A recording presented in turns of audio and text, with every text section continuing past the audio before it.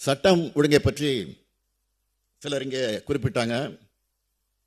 என் தலைமையிலான அரசில் காவல்துறை சுதந்திரமாக செயல்படுகிறது. ரவுடிசத்தில் ஈடுபடுகிறவங்க தயவுதாட்சியை பார்க்காம நடவடிக்கை எடுத்து வருது. இதனால கொலைகள், ரவுடி சம்பந்தப்பட்ட கொலை சம்பவங்கள் மற்றும் ரவுடிகள் தொடர்புடைய சாதிய கொலை சம்பவங்கள் குறைஞ்சிருக்கு. எங்கும் அமைதி நிலைநாட்டப்பட்டு வருது. குற்றம் பெருமளவு தடுக்கப்பட்டிருக்கு. மீறி குற்றம் நடந்தால் உடனடியாக குற்றவாளி கைது செய்யப்படுகிறார். எந்த குற்றவாளியும் யாரும் காப்பாற்றுறதில்லை. உரிய தண்டனை, கடுமையான தண்டனை பெற்றுத்தரப்பட்டிருக்கு. யாரா இருந்தாலும் நடவடிக்கை எடுத்திருக்கிறோம். அதில் யாருக்கும் எந்த சலுகையும் கிடையாது. பெரும்பாலான கொலைகள் குடும்ப பிரச்சனை, காதல் விவகாரம், பணம் கொடுக்கல் வாங்கல், நிலப்பிரச்சனை, தனிப்பட்ட முன்விரோதம், வாய் தகராறு போன்ற காரணங்களுக்காக நடந்திருக்கு. அரசியல் காரணங்கள், சாதிய கொலைகள், மத ரீதியான கொலைகள், ரவுடி கொலைகள் திமுக ஆட்சியில் முறையிலே கிளீரப்பட்டு குறைக்கப்பட்டிருக்கு. இந்தியாவிலேயே பாதுகாப்பு மிக்க முதன்மை மாநிலமாக தமிழ்நாடு விளங்குவது என்பது இந்த பேரவைக்கு நான் தெரிவிச்சுக்கிறேன். எதிர்கட்சி அதிமுக சார்பில் கருப்பு சட்டை அணிந்து வந்தப்போ எனக்கு கோபமெல்லாம் வரல, சிரிப்பு தான் வந்துச்சு. இப்படியாவது கருப்பு சட்டை போடுறாங்களான்னு மகிழ்ச்சி அடைஞ்சுக்கிட்டேன். கருப்பு சட்டை போட்டு விட்டு அது உங்க உரிமை, அதில் நான் தலையிட விரும்பல. என்னுடைய கேள்வி எல்லாம், மக்களால் தேர்ந்தெடுக்கப்பட்ட ஒரு மாநில சட்டமன்றத்தை மதிக்காம ஒரு ஆளுநர் நடந்துக்கிறார். அவரை கண்டிச்சு கருப்பு சட்டை அணியும் துணிச்சல் உங்களுக்கே இல்லை என்பதுதான் என்னுடைய கேள்வி. இயற்கை பேரிடரால பாதிக்கப்பட்ட மக்களுக்கு நிவாரண நிதியை கூட தர மறுத்து இரக்கமில்லாமல் நடந்துக்கிற ஒரு ஒன்றிய அரசை கண்டிச்சு நீங்க கருப்பு சட்டை அணிந்திருந்தா அவங்களை வாழ்த்தி இருப்பேன், மகிழ்ச்சி அடைஞ்சிருப்பேன். தேசிய கல்விக் கொள்கை மூலமா பள்ளி கல்வியையும் யூசிஜி மூலமா கல்லூரி கல்வியையும் சிதைக்க நினைக்கிற பாசிச கல்விக் கொள்கையை கண்டிச்சு கருப்பு சட்டை நீங்க அணிந்திருந்தா மனதார உங்களை பாராட்டியிருப்பேன். ஆட்சியில் இருந்த காலம் முதல் பாஜகவுக்கு நீங்கள் துணையா நின்று இருக்கீங்க. இருட்டு அரசியல் நடத்துறவங்களுக்கு கருப்பு சட்டை அணிய எந்த தார்மீக உரிமை இல்லை என்பதை நான் இந்த நேரத்தை தெரிவிச்சுக்க விரும்புகிறேன்.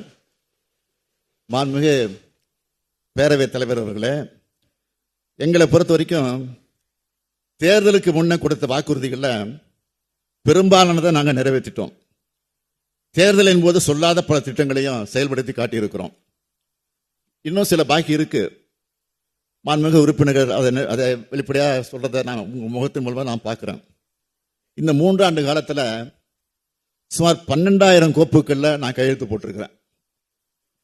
இத்தனை கோப்புகளை கையெழுத்திட்ட நான் இன்னும் சில கோப்புகளில் வேணும்னே கையெழுத்து போடாமல் இருப்பேனா? தலைவர் கலைஞர் அவர்கள் தன் பெயரை வச்சு ஒரு முறை சொன்னார், அரசுக்கு கருணை இருக்கு ஆனால் நிதி இல்லைன்னு சொன்னார். அதே நிலையில்தான் நாமளும் இருக்கிறோம். மாண்புமிகு பேரவைத் தலைவர் அவர்களே, நான் முன்பு சொன்ன பல்வேறு திட்டங்களையும் மிக மிக நெருக்கடியான சூழல் தான் நிறைவேற்றிட்டு இருக்கிறோம் என்பது மனசாட்சியுள்ள மாமன்ற உறுப்பினர்களுக்கு நன்றாக தெரியும். ஒரு பக்கம் 2011 முதல் 2021 வரையிலான 10 ஆண்டு கால பாதாளத்திலிருந்து தமிழ்நாட்டை மீட்டெடுத்திருக்கிறோம். இன்னொரு பக்கம் ஒன்றிய அரசானது தமிழ்நாடு அரசை தொடர்ந்து புறக்கணித்தும் வஞ்சித்தும் வருது.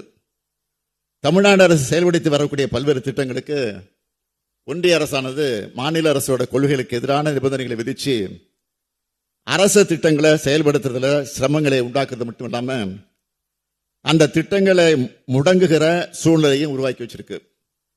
ஒருங்கிணைந்த கல்வி இயக்கத்தின் கீழ் ஒன்றிய அரசிடமிருந்து வர வேண்டிய 2152 கோடி ரூபாயை இன்னும் நிலுவையில் இருக்கு. ஆசிரியர்களுக்கு வழங்க வேண்டிய சம்பளங்கள் கல்வி உரிமை சட்டத்தின் கீழ் கல்வி நிறுவனங்களுக்கு மீள வழங்க வேண்டிய பொறுப்பு, பள்ளிகளின் பராமரிப்பு மற்றும் ஆசிரியர்களுக்கான பயிற்சி திட்டங்களை செயல்படுத்துதல் ஆகியவற்றுக்கு இந்த திட்டத்தின் கீழ் வரக்கூடிய நிதியானது மிக முக்கியமானது. எத்தனையோ தடவை நாம் நினைவூட்டி கேட்டிருக்கிறோம். இதுவரை மானிய உதவித்தொகை விடுவிக்கல. இதன் விளைவா இந்த செலவினங்களை மாநில அரசு தனது சொந்த வருவாயிலிருந்து மேற்கொண்டு வருது. தேசிய உயர்கல்வி இயக்கத்தின் கீழ் செயல்படுத்தப்படுகிற திட்டங்களையும் தேசிய கல்விக் கொள்கையை ஒன்றிய அரசு திணிக்கிறதுனால இந்த திட்டங்களும் இப்ப முடங்குற நிலை ஏற்பட்டிருக்கு. பெஞ்சல் புயல் ஏற்படுத்தி உள்ள பேரிடர்களை குறிப்பிட்டு தற்காலிக மற்றும் நிரந்தர நிவாரணம் மற்றும் மீட்பு பணிகளுக்கு 6675 கோடி ரூபாய் தேவைப்படும் மதிப்பீடுகள் செய்யப்பட்டு நிதி விடுவிப்பு கோரிக்கை ஒன்றிய அரசுக்கு அனுப்பினோம். ஆனால் இதுவரை எந்த ஒரு நிதியும் ஒன்றிய அரசு விடுவிக்கல. கடந்த நிதியாண்டில் மிக்ஜாம் புயல் தாக்குச்சு. தமிழ்நாட்டின் தென் மாவட்டங்களில் அதிக கனமழை ஏற்பட்டுச்சு. இந்த 2 பேரிடர்கள் தாக்கின பிறகும் மிக சொற்பமான 276 கோடி ரூபாயை அதுவும் 4 மாத தாமதத்திற்கு பிறகு ஒன்றிய அரசு அனுமதிச்சது. இது மாநில அரசு கோரின 37,906 கோடி ரூபாயில ஒரு விழுக்காடு கூட இல்லை.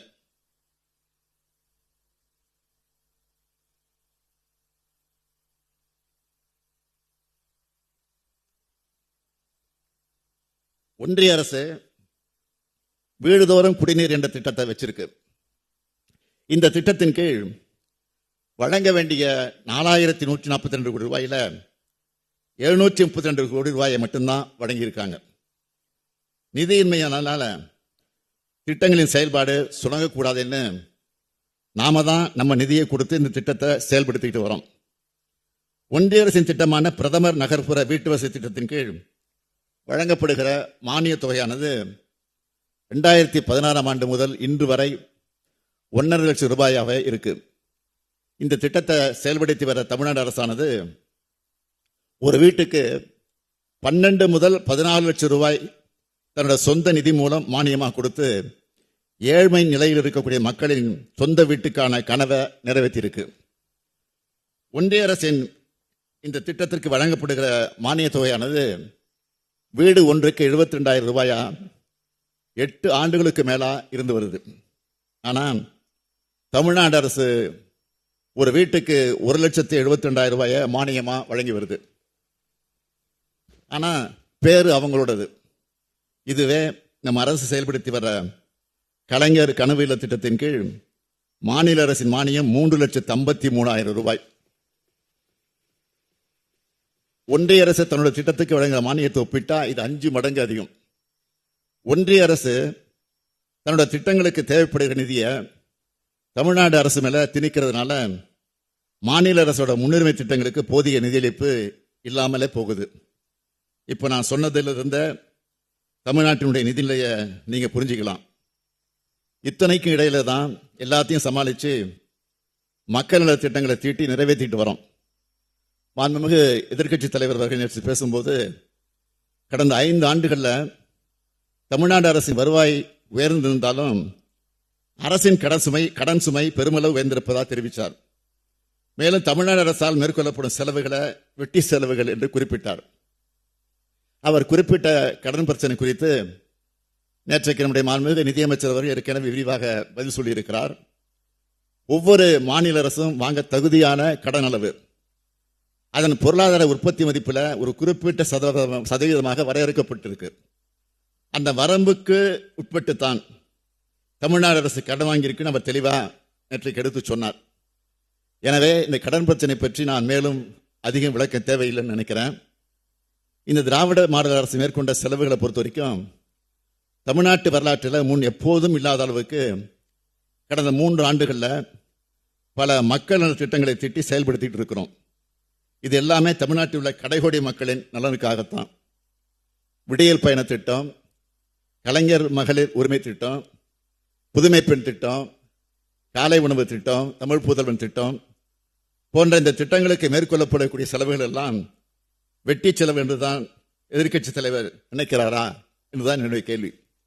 பெண்கள் மாணவ மாணவிகளோட சமூக பொருளாதார கல்வி முன்னேற்றத்துக்காக பண்ணுகிற செலவுகளை எதிர்கால தமிழ்நாட்டுக்கான முதலீடாக தான் நான் பார்க்கிறேன். இந்த திட்டங்களின் கீழ் பயன்பெறும் கோடான கோடி பயனாளிகள் கிட்ட உங்களுக்காக திராவிட மாடல் அரசு மேற்கொள்கிற செலவு வெட்டி செலவுன்னு சொல்ல எதிர்க்கட்சி தலைவர் தயாரா இருக்காரா? மாண்புமிகு பேரவைத் தலைவர் வாயிலாக நான் கேட்டுக்கொள்கிறேன்.